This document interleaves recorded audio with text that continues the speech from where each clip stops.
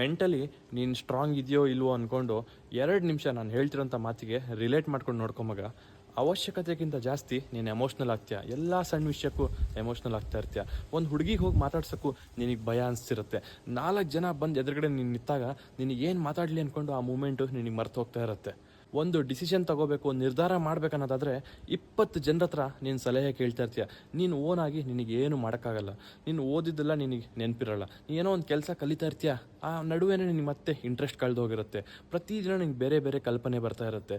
ಏನೋ ಒಂದು ನಿನಗೆ ತುಂಬ ಡಿಸ್ಟ್ರಾಕ್ಷನ್ ಆಗ್ತಿರುತ್ತೆ. ಇದನ್ನು ನಾನು ಇನ್ಮೇಲೆ ಮಾಡಲ್ಲ ಅಂದ್ಕೊಂಡು ನೀನು ಒಪ್ಕೊಂಡಿರ್ತೀಯ. ಆದರೆ ತಿರ್ಗಾ ಮತ್ತೊಂದು 5 ಅವರ್ ಬಿಟ್ಟೆ ಆ ಕೆಲಸ ನೀನು ಮಾಡ್ತೀಯ, ಮತ್ತು ಪಶ್ಚಾತ್ತಾಪ ಪಡ್ಕೊತಾ ಇರ್ತೀಯ. ಒಂದು ಹೇಳ್ತೀನಿ ನೋಡು, ಈ ಥರ ಮೈಂಡ್ ಸೆಟ್ ಇಟ್ಕೊಂಡು ನೀನು ತುಂಬ ಕಷ್ಟ ಅನುಭವಿಸ್ತೀಯ. ಮುಂದೆ ಒಂದು 6 ತಿಂಗಳು ನಿನ್ನ ಫ್ರೆಂಡ್ಸು, ನಿನ್ನ ಹುಡುಗಿ, ನಿನ್ನ ಪಾರ್ಟಿ, ನೀ ಏನೆಲ್ಲ ಮಾಡ್ತಾಯಿದ್ದೆ ಇದನ್ನೆಲ್ಲದು ಬಿಟ್ಟು ನಿನ್ನ ಮೇಲೆ ವರ್ಕ್ ಮಾಡು ಮಗ. ನೀನು ಬದಲಾಗಬೇಕು. ನೀನು ಸರಿಯಾಗಿದ್ರೇ ಮುಂದೆ ಫ್ಯೂಚರು. ಫಿಸಿಕಲಿ ಸ್ಟ್ರಾಂಗ್ ಸುಮಾರು ಜನ ಇರಲ್ಲ, ಆದರೆ ಒಂದು 2 ತಿಂಗಳು ಜಿಮ್ ಮಾಡಿಕೊಂಡು ಕೈ ಕಾಲು ನೆಟ್ಟಿಗೆ ಮಾಡ್ಕೋಬೋದು. ಆದರೆ ಮೆಂಟಲಿ ಸ್ಟ್ರಾಂಗ್ ಆಗಲೇಬೇಕು ಮಗ. ಮೆಂಟಲ್ ಇಲ್ನೆಸ್ ಬಗ್ಗೆ ನಾನು ಹೇಳ್ತಿಲ್ಲ, ಮೆಂಟಲಿ ಸ್ಟ್ರಾಂಗ್ ಬಗ್ಗೆ ಹೇಳ್ತಾ ಇದ್ದೀನಿ. 2 ನಿಮಿಷ ನಾನು ಹೇಳ್ತಿರೋದನ್ನ ಅರ್ಥ ಮಾಡ್ಕೊ ಮಗ.